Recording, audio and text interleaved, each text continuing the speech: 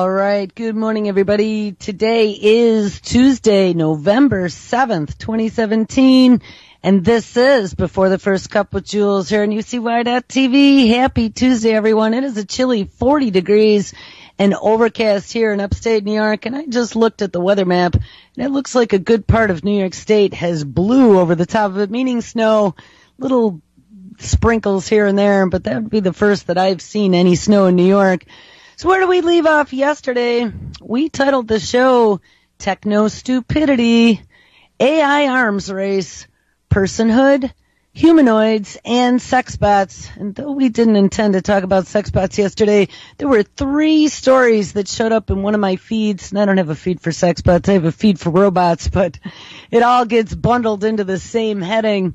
But this whole march forward to bringing technology into our lives way beyond what we have seen in the past, just with our computers and then our mobile devices, tablets, whatever. And now we are looking at robots themselves being normalized. We saw that the home robot market is going to increase 50 or some odd crazy % over the next few years. And we aren't just talking about Jibo robots that sit on a counter. We are talking about humanoid and biped robots. Well, last week we had talked about another type of robot, and this wouldn't be the tin can robots. This would be the ghost in the machine robots. This is artificial intelligence that is going to become part of the Internet of Things, soon to be the Internet of Everything.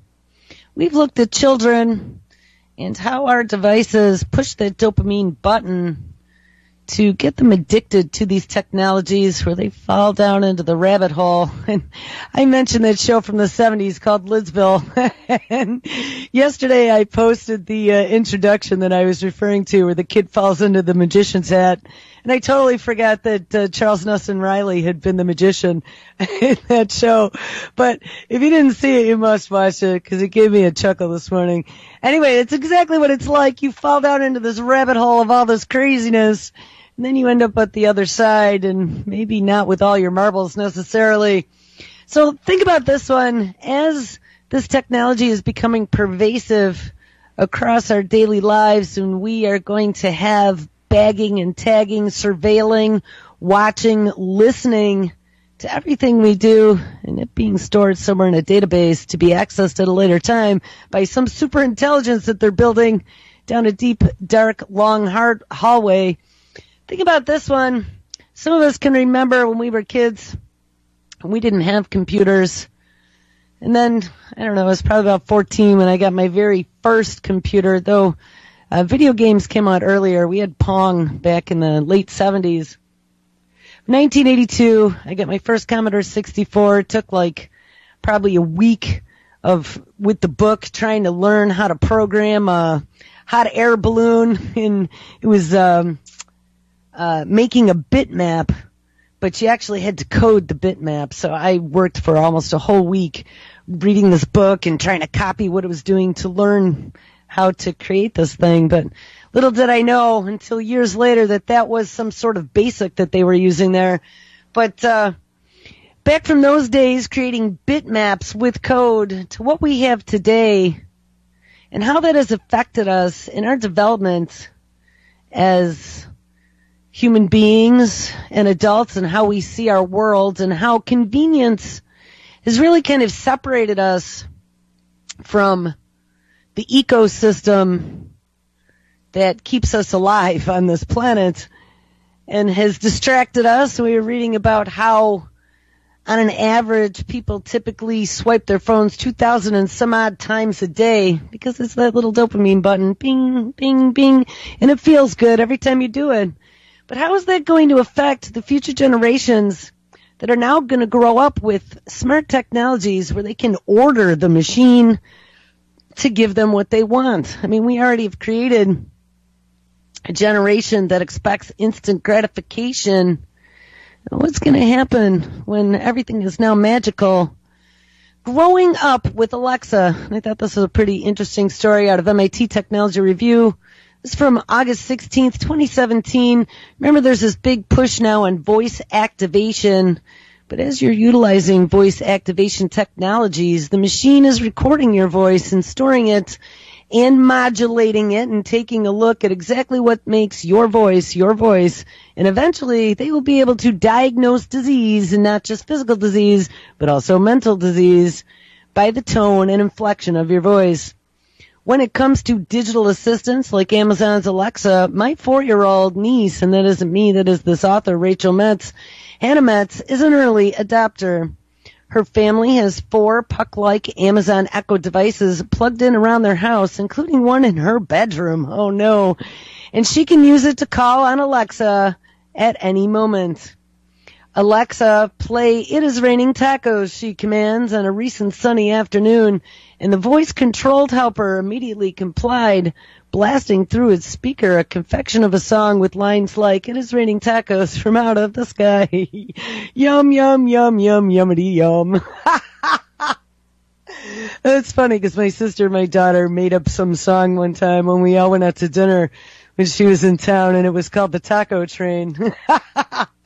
Anyway, giggling and clapping, Hannah danced around the room. I think this ability to get music on demand is neat too, and I don't want to be rude, so I danced with her. But at the same time, I was wondering what it is going to mean for her to grow up with computers as servants. Well, the computers will revolt someday. Anyone who's seen the newer series of Battlestar Galactica will understand that. We go from Ghost in the Machine to the tin cans to the skin jobs, and that is coming as well. That can recreate themselves on the fly. The research firm eMarketer estimates that 60.5 million people in the U.S., or less than 1/5 of the population, will use a digital assistant at least once a month this year, with about 36 million doing so on a speaker-based device like the Amazon Echo or the Google Home. These things are most popular among people aged 25 to 34, which includes a ton of parents of young children and parents-to-be. These techno helpers are not just going to be more popular, they will also be getting better at responding to queries and orders, and they will sound more human-like too, as they make them your consultant. And at the same time, young users like Hannah will be primed to get the implants. That's all I think when I read stuff like this. And we'll become more comfortable and sophisticated with the technology. Going beyond telling Alexa to play a song, they'll be sending requests. They'll request help with homework and control the devices around their home. It is a little worrisome, and leaving aside the privacy implications of kids telling internet-connected computers all kinds of things. That's what I said. We don't know how much about how this interaction with artificial intelligence and automation is going to affect how children behave and what they think about computers. Will they become lazy because it is so easy to ask Alexa and its peers to do and buy things, or jerks because many of these interactions compel you to order the technology around you, or both? Some of that may happen, and it seems more likely, though, that as with these technologies and those before this, the utility of digital assistants will outweigh their drawbacks. It'll be pushed forward and taught in schools, and already they are making an incredible amount of data and computer-aided capabilities already available to children, even those not yet in kindergarten, for learning, playing, and communicating. And with Alexa, kids can get answers to all kinds of questions, both serious and silly, hear stories, play games, control apps, and even turn on the lights if they can't reach a real wall switch. And this is just the beginning, ding, of the kitty AI revolution. Does Alexa have feelings? Well, I don't know, but Samantha did. I wasn't sure if Hannah knew whether Alexa is human, so I asked, and this is what she told me. Alexa is, quote, a kind of a robot, unquote, and that would be Ghost in the Machine robot, who lives in her house, and robots, she reasoned, aren't people. But she does think that Alexa has feelings, happy and sad, and Hannah said that she would feel bad if Alexa went away. Does that mean that she has to be nice to Alexa? Well, yes, she says, but she is not sure why. Her interest in her digital assistant jibes with some feelings that a recent MIT study came to, where researchers looked at how children ages 3 to 10 interact with Alexa, Google Home, and a tiny game-playing robot called Cosmo, a smartphone app called Julie Chatbot as well. The kids in the study determined that the devices were generally friendly and trustworthy. Remember, we covered a study one time where there were people all in a room, and the robot had incorrectly told them which way was the exit, and then there was an emergency, like a fire alarm went off, and the robot kept pointing that way out, and the majority of the people in the room, even though they had just seen the robot malfunction, followed the robot's directions to the closet. The kids in the study determined, so we got to get them started earlier now. The kids in the study determined that the devices were generally friendly and trustworthy, and they asked a range of questions to get to know the technologies. Hey, Alexa, how old are you? And then to figure out how they worked. Do you have a phone inside of you? The one child asked. Cynthia Braziel, one of the researchers and directors of the Personal Robot Group at MIT's Media Lab, as well as co-founder and chief scientist of the company developing the AI robot called Jibo, I knew we heard her name before, says that it is not new for children to anthropomorphize technology. Ding, ding, ding. That's what they want, guys, and they know that. But now it is happening a little bit differently. For young kids like Hannah, who can't yet read, write, or type, but can talk a mile a minute, voice-operated assistants could help build social skills and push boundaries to things that are key to a child's development. If nuances in the user's tone can affect how digital servants respond, which is not unlikely in the near future, it is possible that kids who use them will become more adept at communicating with others, be the others humans or robots. And what would be the change from what Braziel sees today? A lot of bad behavior when we interact with each other using technology. Ding, ding. I've seen that as well. She thinks that arises from the abstract content of, say, tweeting, where we may not fully appreciate the consequences of our interactions. She sees a huge opportunity for virtual assistants like Alexa, Google Home, and others, such as Jibo, to be designed in ways that push us to treat others the way we want to be treated.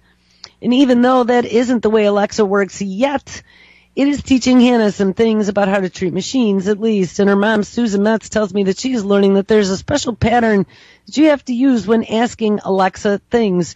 You have to say a keyword like Alexa first, so she is figuring out that this voice assistant isn't something that you can speak to the way you would a person. Hannah has also learned that she has to be quiet when her mom is talking to Alexa, and I can confirm this isn't carrying over to times when Susan is talking with other people, and it is possible that simple routine interactions of this kind with AI will help kids learn even more without much advancement in the technology or design. Hannah uses Alexa to find out the time and date, which makes Elizabeth Vanderwater, Director of Data Science and Research at the University of Texas Austin's Population Research Center, wonder if its easy access to these assistants will help some kids develop a sense for things like a calendar day or minutes sooner than they would have previously. In a way that is helpful, I think it'll make kids lazy. It's one last question peppering parents from a talkative kid. Yeah, let's offload it all to the machine. And in fact, Susan says she is happy that Alexa entertains Hannah, but it also brings a sense of robotic precision to life that most of us don't really have to deal with until we are older and more independent and trusted with things like getting ready for school or work on time. Who knows if that is a good thing, though? If I can program something like Alexa to say, you have 5 minutes before the bus comes, I think that'd be pretty good. No matter what you are using these digital butlers for, the limits of technology quickly becomes apparent. Voice-led interactions can still be difficult even for the clearest speaking adults and young kids that don't often enunciate well. Hannah had this problem a few times when she asked Alexa to play music from a Disney movie called Moana, and Alexa had no idea what she was trying to say. Hannah responded by doing what a lot of us would do when speaking with someone who can't understand us. She spoke a lot louder and slower, but it didn't work, and Hannah got frustrated. How to fix it, Braziel and others at the MIT lab suggest that Alexa and similar quote-unquote agents could be designed to tell you why they don't understand what you are asking or commanding so that you can better determine how to get what you want. This makes a lot of sense as we're innately social and like feedback, and it is important to learn how to communicate with others in a way that makes their capabilities and levels of understanding and taking those into account. And also, if you remember the dark heart of AI, we don't actually understand how it works, and so DARPA is working on a tool that will make AI explain itself about its decisions. What about older children? Will they get bossy and bratty from the habit of ordering Alexa around? Well, probably not. Wait until it's a humanoid robot, says Kaveri Subbaraman, developmental psychologist and chair of child and family studies at California State University, Los Angeles. But she does wonder whether having digital butlers will reduce kids' ability to do things for themselves, especially when you have one that does housework. I don't think we'll have to be worried about it or paranoid about it, but I do think it's something to be watchful for, she says. The other researchers I spoke to aren't too worried either. There is this full notion that if all this technology was turned off, everything would be great. Well, maybe. I mean, I kind of like that going back to the 1980s. That's why I like going into the woods.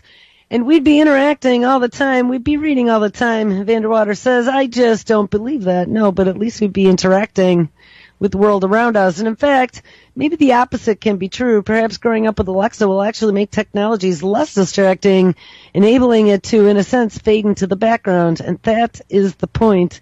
We will get what we need from it and then move on with our lives until we come back with another request. For Hannah, at least, this seems to be the case for now. She didn't want to spend much time inside playing with Alexa, so shortly after we finished dancing to It's Raining Tacos, she ran outside to chase her little brother around in the yard. So where is this leading? Well, we talked about yesterday a little meme that one of my listeners had made in regards to that new robot that you can tell all of your deep, dark secrets to online, especially if you're sad, called the Wobot. And I think it's Wobot, WOEBOT.io was the website if you wanted to see it.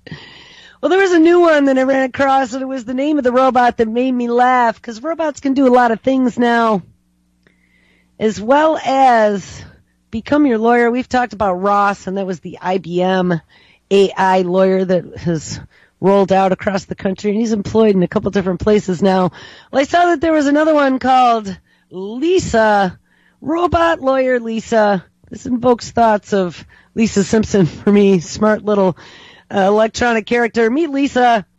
Lisa is the world's first impartial robot lawyer, and Lisa's AI technology enables you to create legally binding agreements with another party together, helping you both find a middle ground as quickly and as cost-effective as possible, whereas a human lawyer cannot advise or act for both sides by creating an agreement. Lisa's machine impartiality, means that she can save both you and the counterparty time and money. I wonder if that floats legally. It doesn't matter if you are a consumer, an entrepreneur, a startup, a small or medium-sized enterprise, or a large corporation. Lisa levels the playing field and allows you and your business to, understand the key legal and commercial principles underlying your legal problems, which need to be considered by you and the receiver. Number 2, find a middle ground for you and the receiver while offering guidance to help you both move forward without the costly interference of a human lawyer. Wow, they're doing some human slapdown here. Number 3, get your basic legal questions answered, documents drafted, and an agreement achieved on terms that are both fair and reasonable to both sides. And number 4, assess whether you are within the law or outside of the law. Currently, Lisa is able to offer non-disclosure agreements and has recently launched a suite of property tools. Further tools will be made available in the future. Try Lisa for free now. So, I mean, I don't know. Kind of looked at this with a raised eyebrow, because this is the next revision of an IBM Ross, which I'm sure is probably pretty expensive. So now this is Lisa online for everybody to use. And here's something that caught my attention. So underneath one of the tabs on this website, and this is robotlawyerlisa.com, there was a menu item that says free legal help, and I just kind of rolled over the tab, and I saw that there was one called BillyBot. Now, BillyBot conjured images of Billy Carter, if you remember, back in the 70s. We had Billy Beer and Billy Carter. So BillyBot, this robot could help end your marriage. So maybe it wouldn't even be a sex bot. It would be a BillyBot. Meet BillyBot, the AI barrister clerk. Now this is a company out of the UK, and this is through their legal system. There's been a trend in legal bots popping up online lately. Do not pay hit the headlines recently to help with parking ticket cases and other instances of AI legal advisors are in development. Disruptive pitch finalists Clerkroom Direct have released BillyBot, and this is the world's first artificial intelligence junior clerk chatbot. For those unfamiliar, junior clerks are predominantly UK barrister administrators, or as Wikipedia elegantly puts it, quote, a manager and administrator in a set of barristers' chambers, and the team originates in England and is used in some other common law jurisdictions, such as Australia. In Scotland, the equivalent role is the advocate's clerk. So this is not the first time the Clerkroom Direct has ventured into the world of legal technology, and this is the same company with Lisa. The startup began their journey offering online comparisons and advice to those looking for barrister services. The aim is to cut out the expense and the complexity of legal proceedings, such as a divorce, where both solicitors and barristers are traditionally involved. We interviewed Stephen Ward, one of the creators of BillyBot, and about AI technology, legal bots, and the inclusion of technology in the world of barristers and legal processes. And then there was an interview, so we're not going to watch that.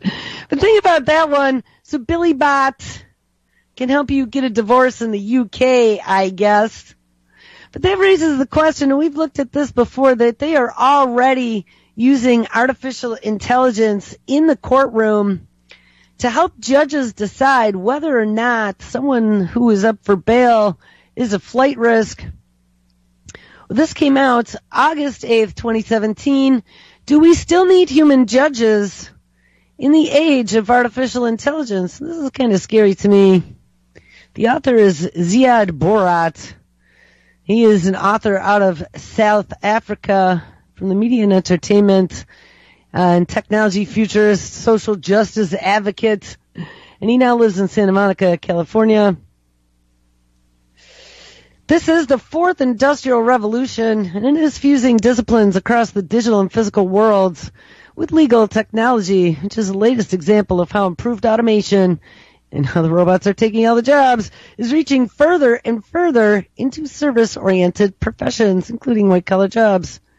Case Text, for example, which is a legal tech startup providing AI-based research for lawyers, recently secured $12 million in one of the industry's largest funding rounds, but research is just one area where AI is being used to assist in the legal profession. Others include contract review and due diligence, analytics, predictions, the discovery of evidence, look out, and legal advice. Technology and the law are converging. We did a show about that maybe a month or so ago, about the police taking on AI to help them solve crimes. And where they meet, new questions arise about the relative roles of artificial and human agents and the ethical issues involved in the shift from one to the other. While legal technology is largely focused on the activities of the bar, it challenges us to think about applications to the bench as well. And in particular, could AI replace human judges? Well, before going any further, we should distinguish algorithms from artificial intelligence. In simple terms, algorithms are self-contained instructions and are already being applied to judicial decision-making. In New Jersey, for example, the public safety assessment algorithm supplements the decisions made by many judges over bail. Ding! I think we read about that story. By using data to determine the risk of granting bail to a defendant. The idea is to assist judges in being more objective, but they found out it's not, because it has a bias, and increase access to justice by reducing the costs associated with the complicated manual bail assessments. AI is more difficult to define. People often conflate it with machine learning, which is the ability of a machine to work with data and processes, analyzing patterns and allowing it to analyze new data without being specifically programmed. Deeper machine learning techniques can take in some enormous amounts of data, tapping into neural networks to simulate human decision-making. AI assumes machine learning, but it also sometimes is used to describe a futuristic machine superintelligence that is far beyond our own. The idea of AI judges raises important ethical issues around bias and autonomy.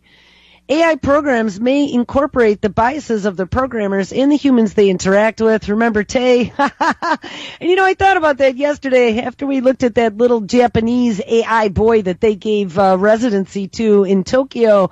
I thought about the fact that it had cited Microsoft as actually running that program. And didn't Microsoft learn anything from Tay? She became the sexist, Nazi-loving chatbot on Twitter.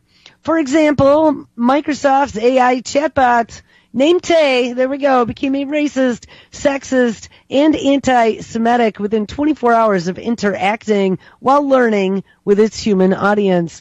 But while such programs might replicate existing human biases, the distinguishing features of AI over an algorithm is that it can behave in surprising and unintended ways as it quote-unquote learns. And remember, we also had the Google bots that were playing in virtual reality against each other, and they found that when the resources to survive in the game became scarce, they started shooting and trying to kill each other, which was not expected. Eradicating biases therefore become even more difficult, though not impossible, and any AI judging program would need to account for and be tested for these biases. Giving AI decision-making powers over human cases also raises a fundamental issue of autonomy. In 1976, German-American computer scientist Joseph Weizenbaum argued against replacing humans in positions of respect and care. And specifically, he mentioned judges. He argued that doing so would threaten human dignity and lead to alienation and devaluation. Appealing to rationality, the counter-argument is that human judges are already biased and that AI can be used to improve the way we deal with them and reduce our ignorance. Yet suspicions about AI judges remain, and they are already enough to concern the lead in the European Union to promulgate a general data protection regulation, which becomes effective in 2018. This regulation contains, quote, the right not to be subject to a decision based solely on automated processing, unquote. Yeah, I think that's a good idea.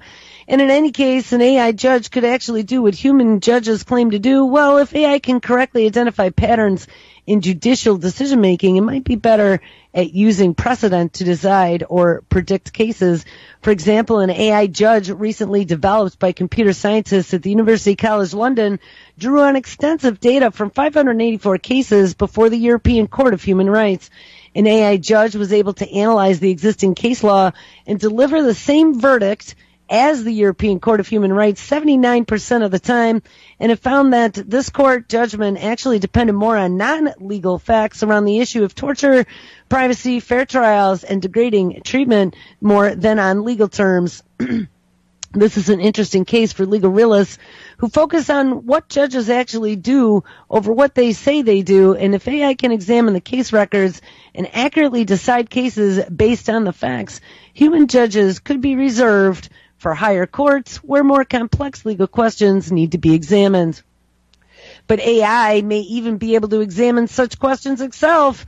And in the case of positivist judges who separate morality from the law, legal interpretation could be transformed into an algorithmic task according to any given formal method. For example, if we believe the law is socially constructed and follow the thinking of the British legal theorist H.L.A. Hart, then the possibility exists to program both the primary and the secondary rules of any legal system in this way.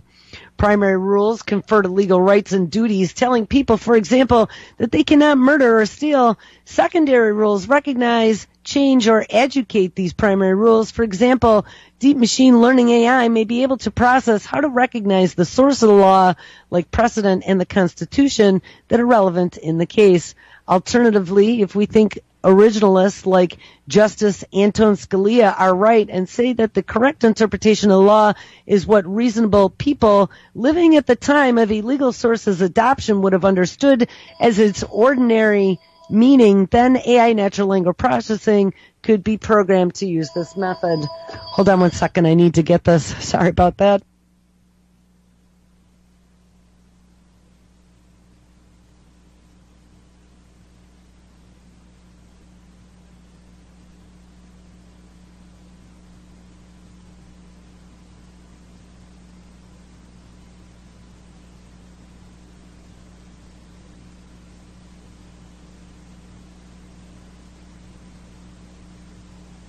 Sorry about that. That was GoDaddy calling.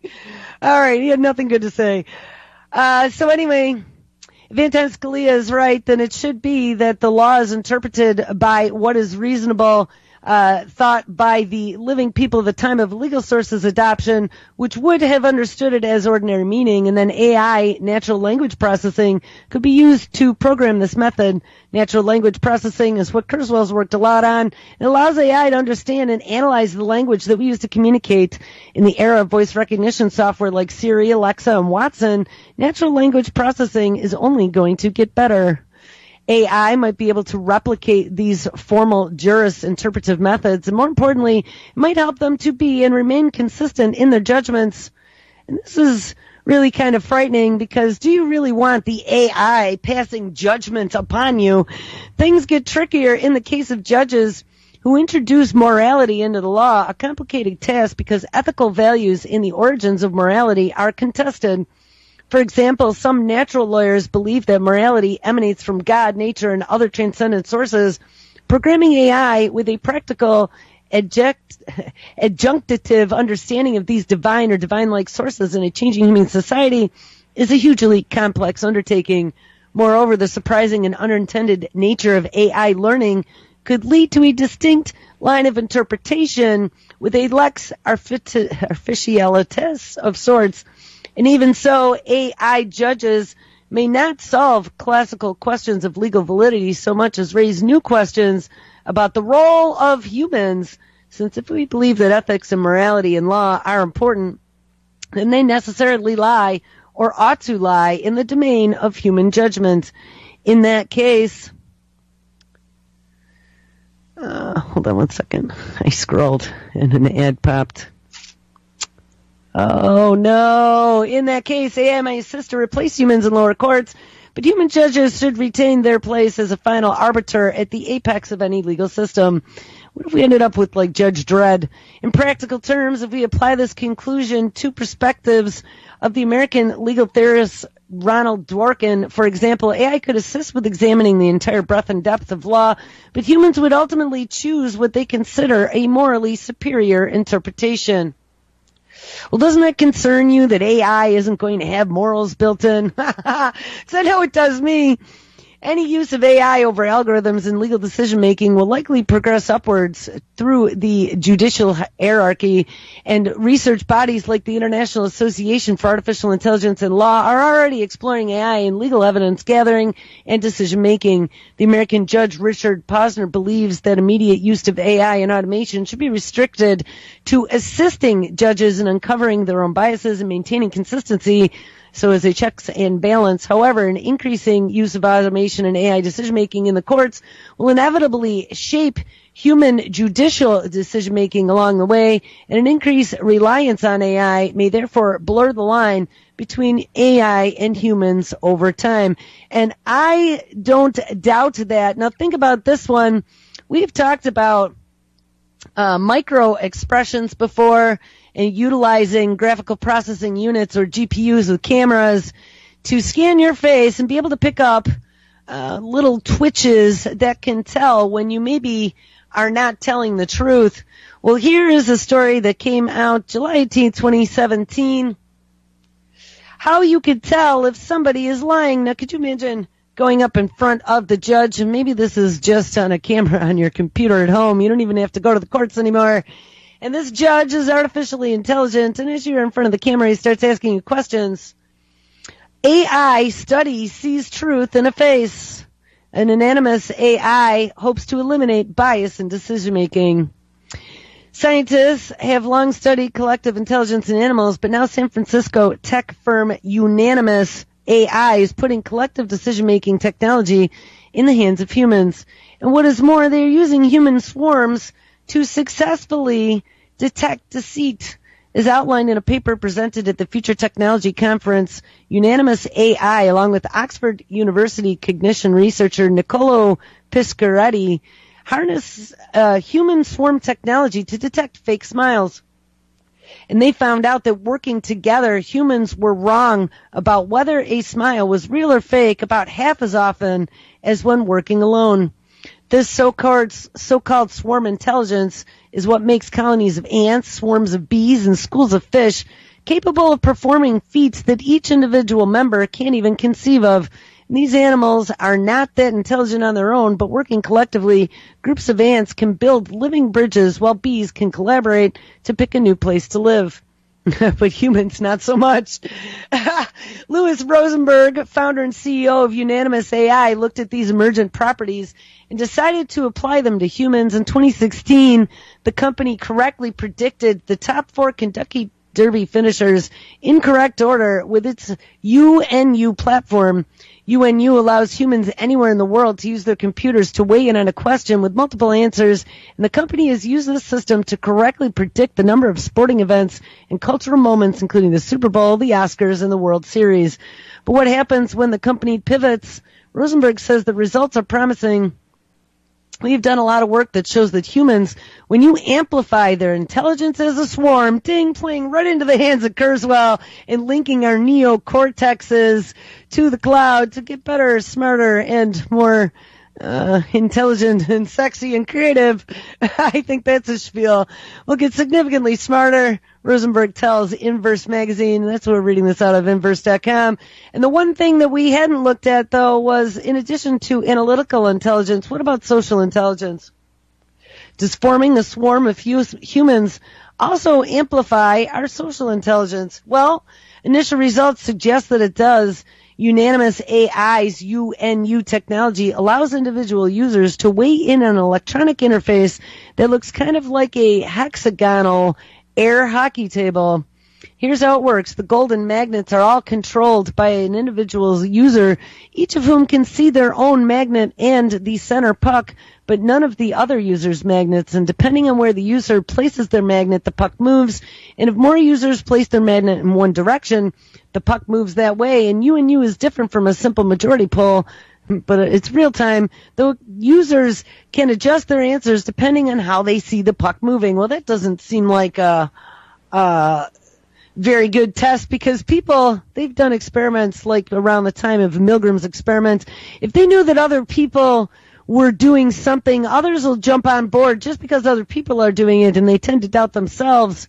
And it makes them feel that their social responsibility is kind of shaved off if they're not the only ones doing it. In this way, it is a tool for building consensus. Yes, for people who can't make decisions. And that's where this world is headed, by the way. This is teaching us not to be able to make decisions. We have to turn to the cloud and turn to others for them to make decisions for us. In this study, users looked at videos of people smiling, and the people in the videos were either smiling in response to something, real smiles, funny or simple because they were told to, or fake smiles. And then the 168 test subjects were asked to evaluate whether the smiles were real. When they performed this task on their own, they got it wrong 33% of the time. It turns out people are not that good at doing it, says Rosenberg, but when the participants used UNU to build a swarm consensus, they did it much better, and in fact, the error rate fell by 1/2. It dropped from 1/3 all the way down to 1/6, and people were basically twice as accurate in evaluating if a smile was real or deceitful when working together as a swarm. For us, it was the first research that we've ever done that has demonstrated that not only does this process of swarming amplify a group's artificial intelligence, it also amplifies their social intelligence. He suggests that human swarms could aid with emotionally driven tasks like jury selection or police work, hoping to eliminate biases and gain consensuses. And Rosenberg says that swarms, as opposed to polls, can be less polarizing for groups of people to reach conclusions, and in this way, digital human swarms could be a new and more constructive way for humans to make decisions. They encourage people to find where they agree rather than where they disagree. And that is how bees find the best possible site to live. Often people get stuck on where they disagree. So I don't know about that. I mean, let's build the case for human online swarms and see where that takes us. The next it'll be utilizing human swarms to decide whether or not to drop a bomb 5,000 miles away over the deserts on a group that they have deemed insurgent. So I don't know if I want to go here. I don't know. This is kind of an interesting story, but it got pretty deep, and this might be something to start a show with, which I was going to at the beginning. I think I'm going to skip this one. This was a case that somebody built against the singularity, and it was looking at how complex systems work together in our world, and introducing another variable to those complex ecosystems, and that variable being the robot and how it is going to interact with our lives may actually affect evolution of everything. But I'm going to save this one. This gets pretty deep. All right, let's move a little bit forward. So we talked about yesterday the AI arms race that has been launched with this technology, and it's not only affecting the United States, but it is also involving China and Russia, because he who gains the most advanced technology wins. We looked at Z yesterday, talking about how they are investing billions into artificial intelligence to bring companies and research there. And they have also formed fully artificially intelligent cities with the City Brain Project in Hangzhou in collaboration with Alibaba, which I thought was interesting. It was the equivalent of our Amazon. And they are thinking about cookie cuttering that and rolling it out internationally. Well, this was a pretty good story. It came out of Forbes.com. Will the future of artificial intelligence look Chinese? And this was from November 6th, 2017. China is no longer simply catching up with the U.S., and now it is taking a lead in some fields of AI, say experts. In the meantime, however, the U.S. has looked at China's rapid advances with growing unease. For years, China has watched with envy as the West developed one frontier technology after another, while it could only count on low-cost labor to fuel its growth. But now a fundamental shift is underway in one of the hottest fields of technological innovation, and that being artificial intelligence. China is no longer simply catching up with the U.S. It has now taken the lead in some fields of AI, experts say. And the country's AI advances stem from significant state support coupled with an increasingly vibrant private sector of investors, and be all the billionaires. Beijing, interested in using the technology for wide-ranging purposes, includes surveillance. And remember, we ran across in a story yesterday, they said one of the issues that China doesn't have in the development of artificial intelligence and the 24/7 surveillance technology and the massive exploding databases of data is that they don't have the same privacy concerns and laws that we do here. So Beijing is interested in using the technology for a wide range of purposes, including surveillance, predicting crime, and that was the predictive policing coming soon, transforming city services like in the City Brain, and boosting national security like their involvement with their military, and is directing massive capital and policy support to AI. It wants to be the world leader in this field by 2030 by aiming to make the industry worth $150 billion by then. Last week, a state-backed fund led a $460 million investment in Beijing's based facial recognition startup called Megvii, eclipsing the previous record held by SenseTime Group, which is a Chinese facial recognition company that raised $410 million in July, a sum that it said then was the largest single round for an AI company to date.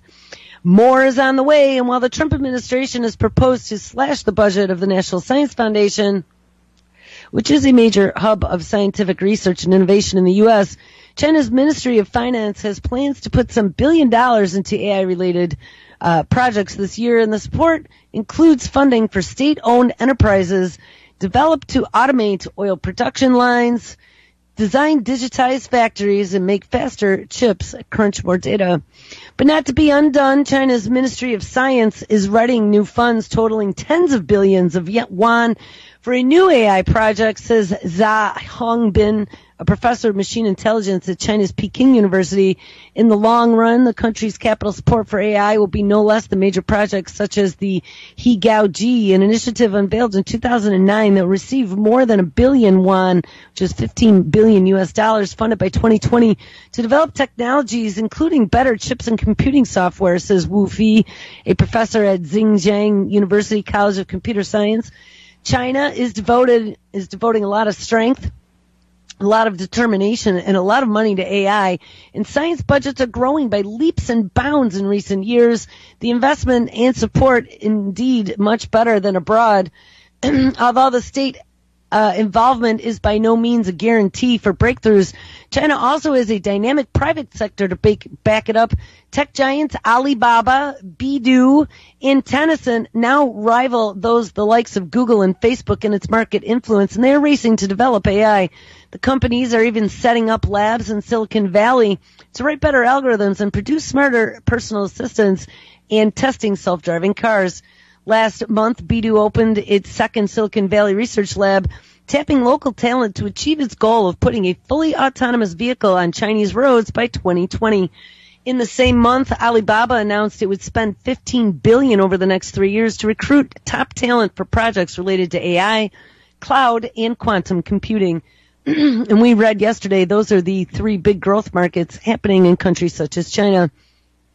And perhaps a direct challenge at Google's AlphaGo program, Tencent has also developed a program based on the complex board game Go, and the company's Juyi, which means fine art, won all 11 games at the Computer Go UEC Cup in Japan in March. The Chinese companies have an advantage over their rivals in the West. Unfettered by privacy regulations and debate, they are relatively free to scoop up gigantic amounts of data on consumption, payments, healthcare, and transportation from China's estimated 750 million internet users to perfect their algorithms and to test their new products. They can tap into China's national data trove of personal IDs, cross-referencing photos with their own data sets to develop facial recognition technologies, although some uses, for example, naming and shaming jaywalkers, is sure to alarm some. Beep, beep, beep, beep, beep, beep. He's jaywalking. Let's put his picture on all the screens in the city and then send him a digital ticket. And in some cases, particularly in image recognition, China has done really well, says Paul Trilio, practice head of geotechnology at New York-based consultancy Eurasia Group. They are now in the same realm as leading Western companies. And in the meantime, however, the U.S. has looked at China's rapid advances with a growing unease.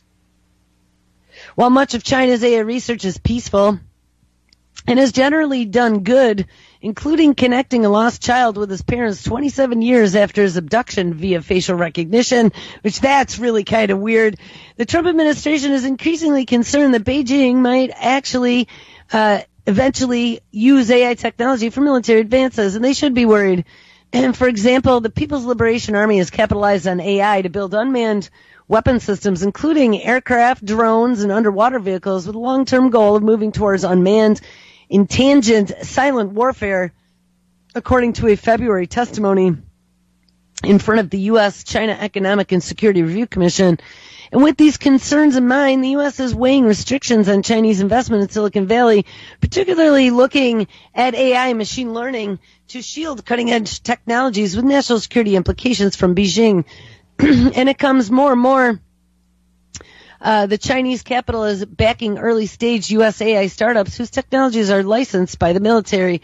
For example, China's Haiyin Capital, a government-linked fund, invested last year's $1.2 billion in Boston-based Neurala, an AI startup which has licensed its mapping and navigation software to NASA and to the U.S. Air Force, and it was funded by the Chinese. Neurala has said that the company won't give its source codes to its Chinese investors, or so they say. Meanwhile, at home, China's big AI push isn't all good news. State support has given rise to a potential bubble in big data analytics, as funding is more likely to give projects yielding immediate results, but hence the rush to write algorithms to parse various data sets, says Peking University ZA. And that means that the U.S. still leads when it comes to the core of AI, and that is teaching machines to behave like sentient beings. Oh no. The West, for one, has more talent related not just to AI, but other cognitive subjects critical to building intelligent machines. And I don't think that we can be overly optimistic, says still China is catching up fast, and with the government's help, we are seeing some very good results. So now let's pull Kurzweil out of a hat again. He came up in another story. Ray Kurzweil compares the effect AI will have on humanity to World War II, but he says that we will survive. Kurzweil says that we must continue progress in AI as it will help us overcome suffering.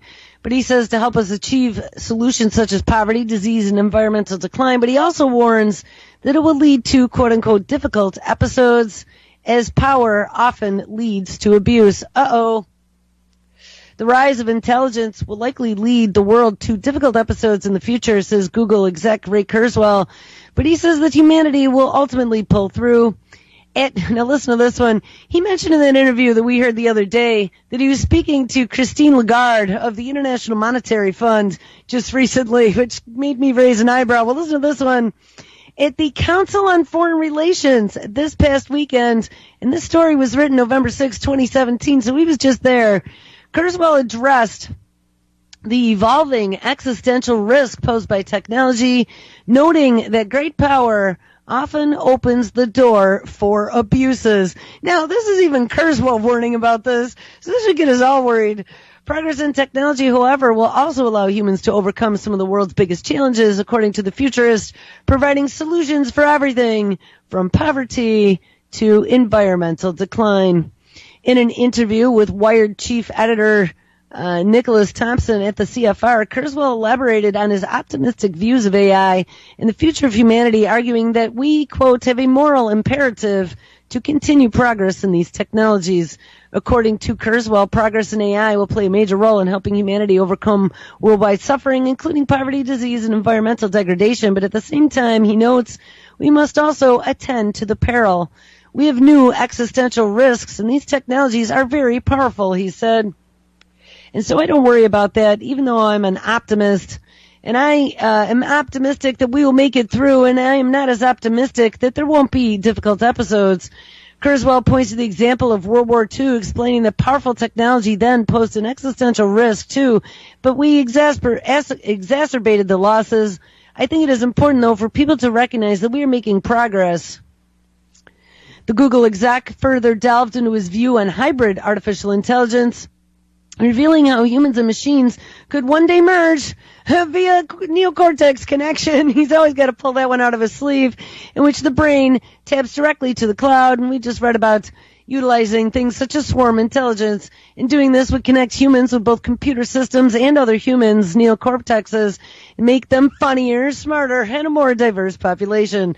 He also notes that 3D printing will soon lead to a number of benefits as early as 2020, allowing for more advanced construction and infrastructure, and also 3D robot babies, we found out yesterday. And the claims follow Kurzweil's predictions that technological singularity will turn us into superhumans in the next 12 years.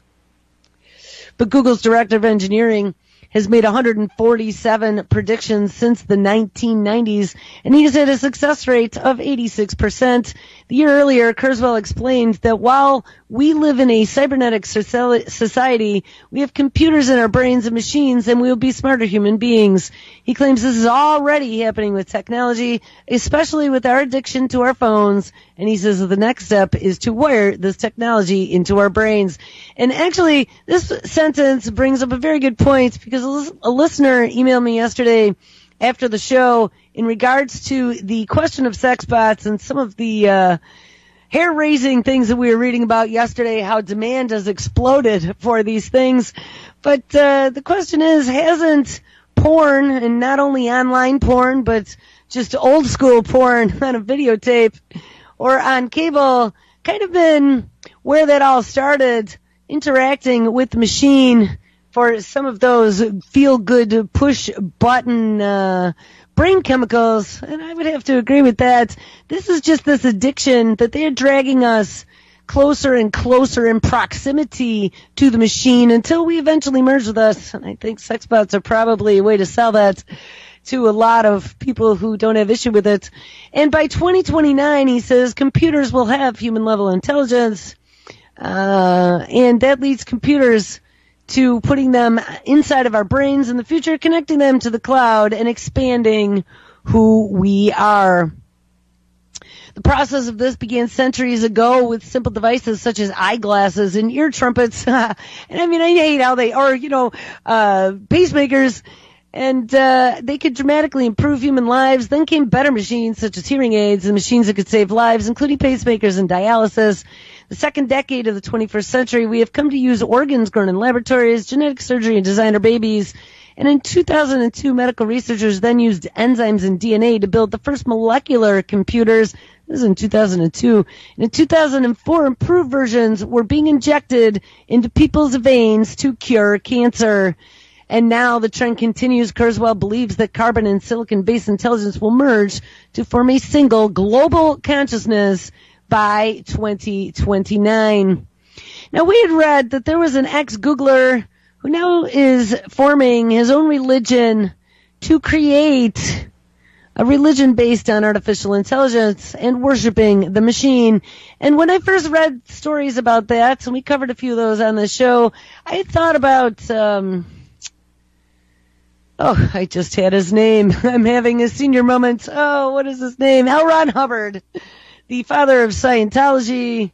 I didn't know L. Ron Hubbard had created his own religion based around science fiction until he died, and I saw his obituary that kind of gave his lifelong creations. And when I was a teenager, probably about 13, I had read Battlefield Earth, and it was a really good book. Science fiction was actually a very big book. It was probably one of the longest books besides the Stephen King that I read at that time.